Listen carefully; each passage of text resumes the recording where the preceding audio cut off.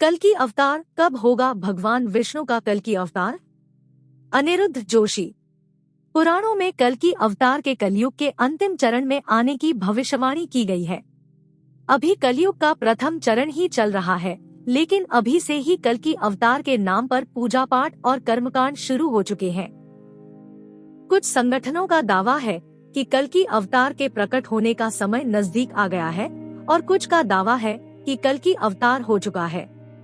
कल्कि अवतार को लेकर हिंदुओं में यह भ्रम और मतभेद क्यों है? क्या शंकराचार्य इसे स्पष्ट करने की जिम्मेदारी नहीं रखते हैं? वर्तमान में भगवान कल्कि के नाम पर उत्तर प्रदेश में संभल ग्राम में एक मंदिर बना है।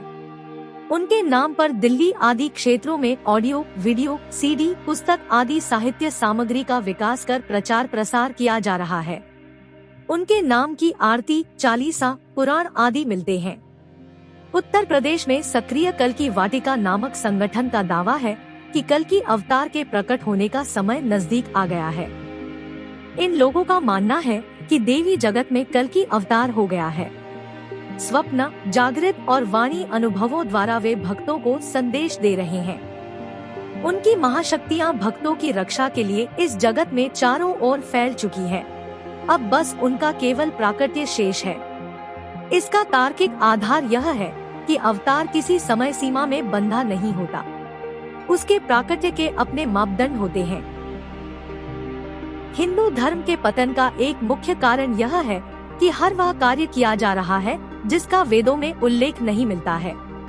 हिंदुओं के एकमात्र धर्म ग्रंथ है वेद। वेदों का सार है उपनिषद और उपनिषदों का सार है गीता।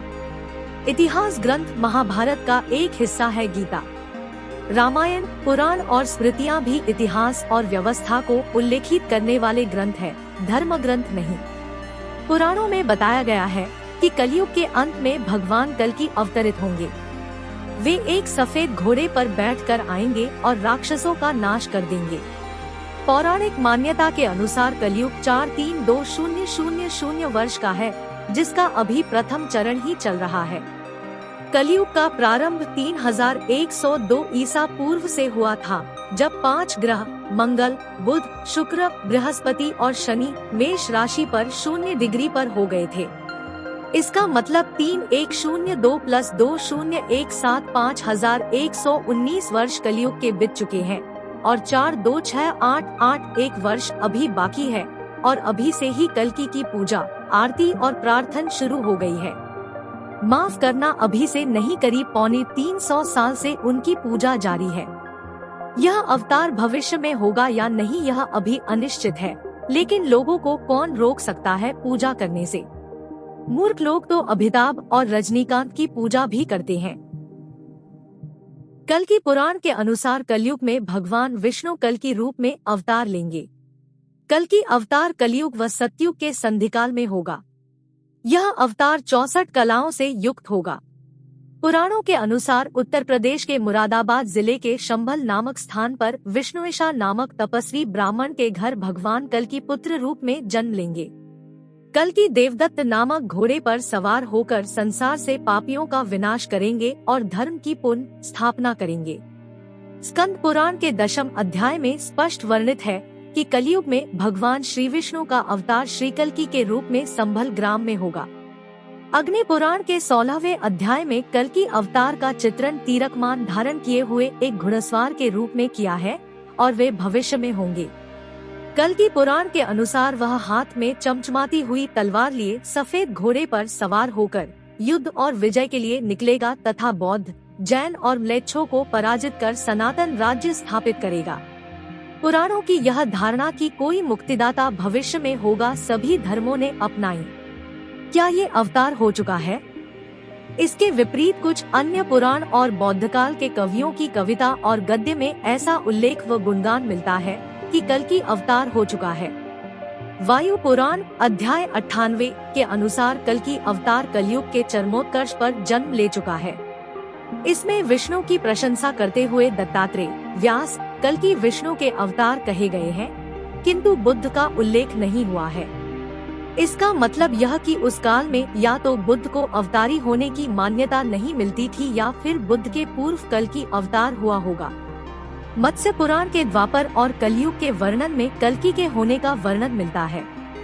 बंगाली कवि जयदेव 1200 ई और चंडीदास के अनुसार भी कल्कि अवतार की घटना हो चुकी है, अतः कल्कि एक ऐतिहासिक व्यक्तित्व हो सकते हैं। जैन पुराणों में एक कल्कि नामक भारतीय सम्राट का वर्णन मिलता है। जैन विद्वान गुणभद्र 9वीं शताब्दी के उत्तरार्ध में लिखते हैं कि कल्किराज का जन्म महावीर के निर्वाण के 1000 वर्ष बाद हुआ। जिनसेन उत्तर पुराण में लिखते हैं कि कल्किराज ने 40 वर्ष राज किया और 70 वर्ष की आयु में उसकी मृत्यु हुई। कल्किराज अजितांजय का पिता था। वह बहुत हिंसक और क्रूर शासक था जिसने दुनिया का दमन किया और निग्रंथों के जैन समुदाय पर अत्याचार किए। गुणभद्र के अनुसार उसने दिन में एक बार दोपहर भोजन करने वाले जैन निग्रंथों के भोजन पर भी टैक्स लगा दिया था, जिससे वे भूखे मरने लगे। तब निग्रंथों को कल्कि की क्रूर यातनाओं से बचाने के लिए एक दैत्य का अवतरण हुआ, जिसने वज्र बिजली के प्रहार से उसे मार दिया और अनगिनत युगों तक असहनीय दर्द और यातनाएं झेलने के लिए रत्नप्रभा नामक नर्क में भेज दिया। प्राचीन जैन ग्रंथों के अनुसार कल्कि एक ऐतिहासिक सम्राट था जिसका शासनकाल महावीर की मृत्यु के 1000 साल बाद हुआ, यानी कि महावीर स्वामी का जन्म यदि प्राचीन काल निर्धारण अनुसार माने तो 1797 विक्रम संवत पूर्व अर्थात महावीर के 1000 वर्ष बाद यानी 797 विक्रम संवत पूर्व कल्कि हुए थे, अर्थात 739 ईसा पूर्व। अब यदि हम अंग्रेजों द्वारा लिखे इतिहास का काल निर्धारण माने तो महावीर स्वामी का जन्म 599 ईसा पूर्व हुआ था। इसका मतलब महावीर के 1000 वर्ष बाद कल्कि हुए थे, यानी कि तब भारत में गुप्त वंश का काल था। मौर्य और गुप्तकाल को भारत का स्वर्णकाल माना जाता है। गुप्तकाल के बाद ही भारत में बौद्ध और जैन धर्म का पतन होना शुरू हो गया था। आधे भारत पर राज्य करने वाले बौद्ध और जैनों का शासन आखिर हर्षवर्धन के काल तक समाप्त होकर शून्य क्यों हो गया? तब क्या हम यह माने कि गुप्त वंश के पतन के बाद ही कल्कि का अवतार हुआ, जिसने शक, कुषाण आदि को ही नहीं मार भगाया बल्कि जिसने बौद्ध और जैनों के प्रभुत्व को भी समाप्त कर दिया? यदि हम प्राचीन तारीख निर्धारण के अनुसार कल्कि का जन्म 739 ईसा पूर्व मानते हैं, तो इसका मतलब कि जैन तीर्थंकर पार्श्वनाथ 877 से 8777 ईसा पूर्व के बाद कल्कि का जन्म हुआ होगा। पार्श्वनाथ के काल में जैन धर्म अपने चरमोत्कर्ष पर था और निश्चित ही तब हिंदुओं के लिए जैन धर्म एक खतरा जान पड़ा होगा। यदि गुप्त काल के बाद कल्कि का होना माने तो गुप्तों के बाद हुनों ने भारत पर कब्जा कर लिया था। जैन ग्रंथों में वर्णित कल्कि का समय और कार्य हुन सम्राट मिहिरकुल के साथ समानता रखता है, अतः कल्किराज और मिहिरकुल 502 से 542 के एक होने की संभावना से इनकार नहीं किया जा सकता। इतिहासकार के.बी. पाठक ने सम्राट मिहिरकुल हुन की पहचान कल्कि के रूप में की गई है। वे कहते हैं कि मिहिरकुल का दूसरा नाम कल्किराज था। जैन ग्रंथों ने कल्किराज के उत्तराधिकारी का नाम अजितांजय बताया है। मिहिरकुल हुन के उत्तराधिकारी का नाम भी अजितांजय था। कुछ विद्वानों के अनुसार मिहिरकुल को कल्कि मानना इसलिए ठीक नहीं होगा क्योंकि हुन तो विदेशी आक्रांता थे। उनको तो इतिहास में विधर्मी माना गया है। विधर्मी का अर्थ होता है ऐसे व्यक्ति जिसने या जिसके पूर्वजों ने हिंदू धर्म को त्याग कर दूसरों का धर्म अपना लिया हो। लेकिन ऐतिहासिक प्रमाणों के अनुसार हुन विदेशी नहीं थे। उन्हें प्राचीन काल में यक्ष कहा जाता था। वे सभी धनाढ्य लोग थे। भारत के प्रथम शक्तिशाली हुन सम्राट तोरमान के शासनकाल के पहले ही वर्ष का अभिलेख मध्य भारत के एरन नामक स्थान से वाराह मूर्ति से मिला है। हुनों के देवता वाराह थे। कालांतर में हुनों से संबंधित माने जाने वाले गुर्जरों के प्रतिहार वंश ने मिहिरभोज के नेतृत्व में उत्तर भारत में अंतिम हिंदू साम्राज्य का निर्माण किया और हिंदू संस्कृति के संरक्षण में हुनों जैसी प्रभावी भूमिका निभाई। अंततः यह कहा अभी भी सही नहीं होगा कि कल्कि अवतार हो चुका है या नहीं हुआ है। यह कहना भी उचित नहीं होगा कि होने वाले अवतार की अभी से ही पूजा की जाए और उनके मंदिर या व्यक्तित्व के आसपास धर्म का एक नया व्यापार या पाखंड खड़ा किया जाए, क्योंकि यह कहना सही नहीं है कि यह एक पाखंड है या नहीं।